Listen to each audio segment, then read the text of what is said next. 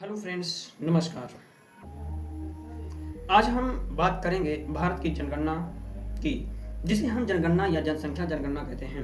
ये हमारे देश के भविष्य को तय करने वाला एक बहुत बड़ा अभियान है। 1 अप्रैल 2026 से भारत की 16वीं जनगणना की प्रक्रिया शुरू हो गई है। आज़ादी के बाद ये हमारी 8वीं जनगणना होगी। तो चलिए जानते हैं कि आखिर ये जनगणना क्या है, क्यों की जाती है और इसका इतिहास क्या है।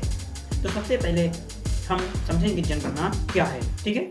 तो लास्ट तक वीडियो जरूर देखिएगा और हम वन बाई वन करके सारी चीज़ों को यहाँ पे क्लियर करने वाले हैं।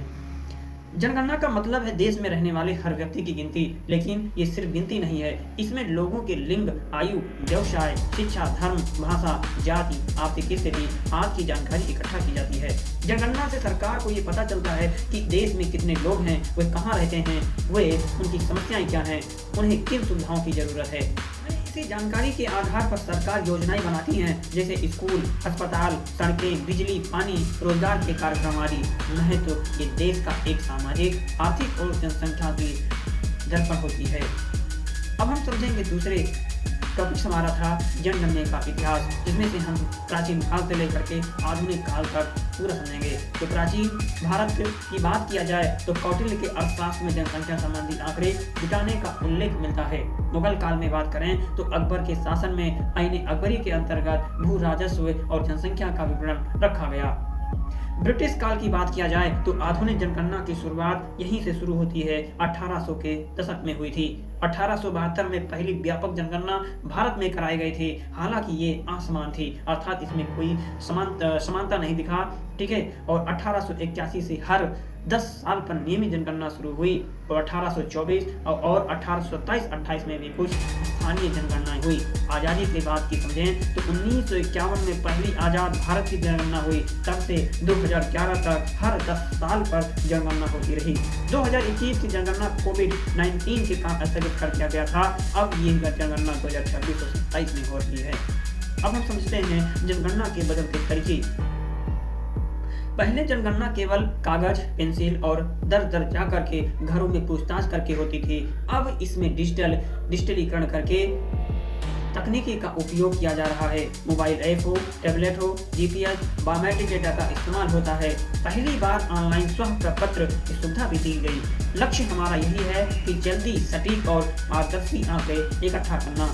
अब हम समझेंगे आज़ादी के मामले में भारत की जनगणना, ठीक है। तो वर्ष 2023 के आसपास भारत ने चीन को पीछे छोड़ते हुए दुनिया का सबसे अधिक जनसंख्या वाला देश बन गया है। 1 अप्रैल 2026 तक अनुमानित जनसंख्या का लगभग 140 करोड़ से अधिक है। ये जनगणना ये दिखाएगी कि कितने युवा, कितने बुजुर्ग हैं, कितने लोग गांव में रहते हैं और कितने लोग शहरों में रहते हैं। शिक्षा, रोजगार, आय का स्तर क्या है। हमें जनगणना के परिणामों से लोकसभा और विधानसभा के परिसीमन अर्थात राजनीतिक सीटों का बंटवारा पर भी असर देखने को पड़ेगा। अब हम समझेंगे कि जनगणना जरूरी क्यों है। योजना बनाने के लिए सरकार को पता होना चाहिए कि किस क्षेत्र में कितना स्कूल, कितने अस्पताल और कितनी बिजली, पानी की जरूरत है। नागरिक सुविधाओं के लिए राशन कार्ड, आधार, मतदाता सूची, आयुष्मान कार्ड जैसी चीजें जनगणना की आंकड़ों पर निर्भर करती हैं। संसाधनों के बंटवारे के लिए केंद्र सरकार राज्य को धन इसी आबादी के अनुपात में देती है। अनुसंधान और विकास के लिए अर्थशास्त्री, समाजशास्त्री, चिकित्सा, वैज्ञानिक जनगणना के आंकड़ों का उपयोग करती है।